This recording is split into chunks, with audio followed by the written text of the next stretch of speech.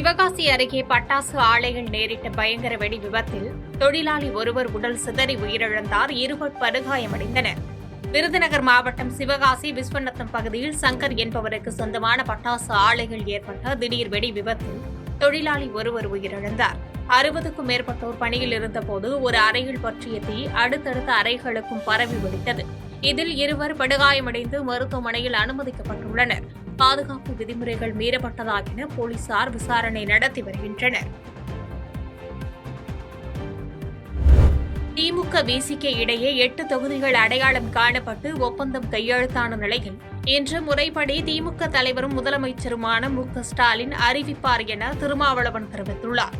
சென்னை அண்ணா அறிவாலயத்தில் நடைபெற்ற 2ஆம் கட்ட பேச்சுவார்த்தையில் விசிகவிற்கான 8 தொகுதிகள் இறுதி செய்யப்பட்டன. புதுச்சேரியில் பானை சின்னம் கிடைக்காத பட்சத்தில் சுயேட்சை சின்னத்தில் போட்டியிடப் போவதாக தெரிவித்த திருமாவளவன், அதிமுக கூட்டணியில் சிறிய கட்சிகளுக்கு சின்னம் தொடர்பாக அழுத்தம் கொடுக்கப்படுவதாக குற்றம் சாட்டினார்.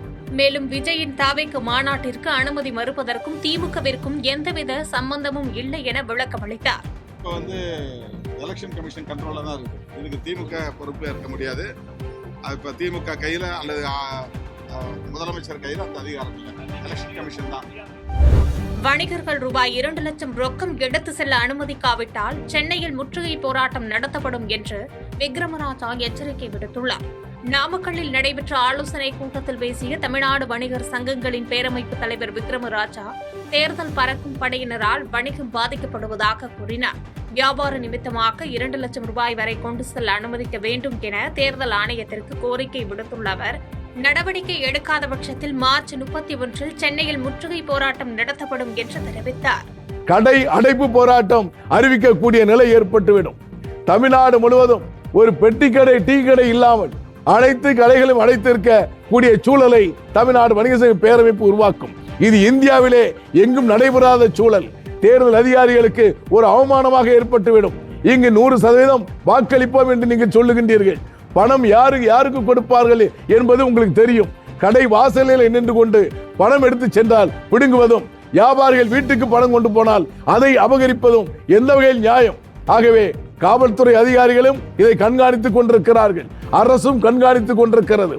தேர்தல் அதிகாரிகள் தன்னிச்சையாக தன்னுடைய கையிலே ஒரு அதிகாரத்தை வைத்துக் கொண்டு எங்களை சீரழிக்க கூடாது, எங்கள் வணிகத்தை கெடுக்க கூடாது என்பதை வலியுறுத்தி போராட்டம் நடத்துவது நிச்சயம் என்பதை எச்சரிக்கையோடு நான் தெரிவித்துக் கொள்கிறேன்.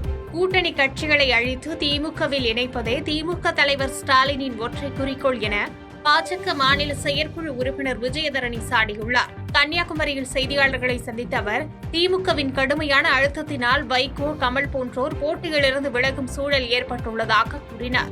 திமுக கூட்டணிக்குள் கட்சிகளுக்கு இடையே அதிருப்தி நிலவுவதாகவும், ஆனால் பாஜக கூட்டணி விருப்பத்தின் அடிப்படையில் இணைந்துள்ளதாகவும் தெரிவித்தார். மேலும் பெண்களை கொச்சைப்படுத்தும் பேச்சுகள் கண்டிக்கத்தக்கது என்றும் குறிப்பிட்டார். சிரித்துக் கொண்டே அழுது கொண்டிருக்கிறோம் என்று திரு வைகோ அவர்களுடைய மதிமுக கட்சியை சார்ந்தவர்கள் அறிவாலயத்து வாசல்லே பேட்டி கொடுத்தாங்க. அதே மாதிரி திரு கமல் அவர்கள், நான் போட்டியிலிருந்தே விலகிடுறேன், அப்படி எனக்கு தேவையே இல்லை, உங்கள் சின்னத்தில் தான் நான் போட்டியிடணுங்கிற கட்டாயம் இருக்குன்னா என் கட்சியை கூட நான் இருப்பில் வச்சுக்க முடியாதுங்கிற சூழ்நிலையில் இருக்கேன் அப்படின்னு சொல்லி அவரை நம்பி வந்தவங்களுக்கு கூட அவர் எதுவும் செய்ய முடியாத சூழ்நிலையில் தள்ளப்பட்டிருக்காரு.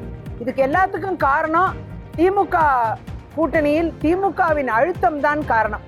அதனால அவங்க யாரும் சர்வைவ் ஆக முடியல. இதுல இருந்து என்ன தெரியுதுன்னா, கட்சிகள் எதுவுமே திமுக கூட்டணியில பிழைக்க முடியாது.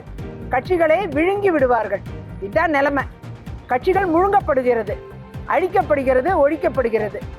வேற பல்வேறு கட்சிகளை பெயர்களுக்காக கூட்டணியில் வைத்துக்கொண்டு முழுமையாக அவர்களை தங்களுடைய கட்சிக்குள்ள எல்லாரையும் இணைச்சிடணும் அப்படிங்கிற ஒற்றை குறிக்கோள்ல பயணிக்குது திமுக. இலவசங்களை தரமாட்டேன், தரமான கல்வி மற்றும் மருத்துவத்தை தருவேன் என்று வந்தவாசியில் பரப்புரை மேற்கொண்ட சீமான் தேர்தல் வாக்குறுதி அளித்தார்.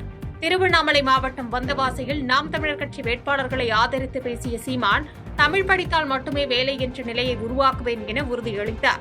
தூய குடிநீர், பசுமை திட்டம் ஆகியவற்றை தனது அரசின் இலக்காக குறிப்பிட்ட அவர், தலைவர்களை திரையில் தேடாமல் தரையில் தேடுமாறும், நடிகர்களுக்கு நாட்டை வழங்க வேண்டாம் என்றும் பொதுமக்களிடம் கேட்டுக் கொண்டார். எங்கடா கொண்டு வர ஒரு நாட்டை? அதிகாரத்தை அடைச்ச உடனே அதிகாரத்தை கொடுத்துருங்க, ஒப்பனை அளித்த உடனே அரியணையை கொடுத்துருங்க. அது நீ ஏற்கிற, உனக்கு அறிவு இருக்கு, மானம் இருக்கு, சிந்திக்கிற நீங்க நடிச்சா நோட்டை கொடுப்போம் வாங்கலாம், நடிக்கிறத நிப்பாட்டினா நாட்டை கொடுத்துருவோம் ஆடுறதுக்கு. செல்போன் வாங்கினால் புது மாடல் கேட்கிறீர்கள், 60 ஆண்டுகால பழைய சின்னங்களை ஏன் இன்னும் பிடித்துள்ளீர்கள் என்று சீமான் கருத்து தெரிவித்துள்ளார். விழுப்புரம் மாவட்டம் மேல்மலையனூரில் பரப்புரை மேற்கொண்ட சீமான், திராவிட மற்றும் தேசிய கட்சிகள் மக்கள் அரசியலை செய்யாமல் தேர்தல் அரசியலை மட்டுமே செய்வதாக விமர்சித்தார். தமிழகத்தின் கடன் சுமைக்கு இலவச திட்டங்களை காரணம் என சாடிய சீமான், லஞ்சம் மற்றும் ஊழலுக்கு விதையாக வழங்கும் வாக்குக்கு காசு வாங்கும் முறையை மக்கள் கைவிட வேண்டும் எனவும் விவசாய சின்னத்திற்கு வாக்களிக்குமாறும் வலியுறுத்தினார். 10.5 லட்சம் கோடி கடன் எப்படி வந்தது? எல்லாம் இந்த இலவசம்ங்கிற ஃப்ரீ ஸ்கீம். 2000 1000 கொடுக்கிறது, 2000 கொடுக்கிறது, இலவசங்கள் அறிவிக்கிறது, பொங்கலுக்கு 3000. இப்ப வங்கி கணக்கில் 5000 1 கோடியே 31 லட்சம் வங்கி கணக்கில் போட்டதுக்கு மட்டும் 6800 கோடியை இழந்திருக்கிறது. நெல்லைப்பேட்டையில் கஞ்சா வழக்கில் ஜாமீனில் வந்த அன்றே ரவுடி வெட்டி படுகொலை செய்யப்பட்ட நிலையில் போலீசார் தீவிர விசாரணை நடத்தி வருகின்றனர். நெல்லைப்பேட்டையைச் சேர்ந்த 19 வயது இளைஞர் சுரேஷ் என்பவர் கஞ்சா வழக்கில் சிறைக்கு சென்று ஜாமீனில் திரும்பிய அன்றே மர்ம நபர்களால் வெட்டி படுகொலை செய்யப்பட்டார். வேலைக்கு சென்ற இடத்தில் நடந்த இந்த சம்பவத்தால் அப்பகுதியில் பரபரப்பு நிலவியது.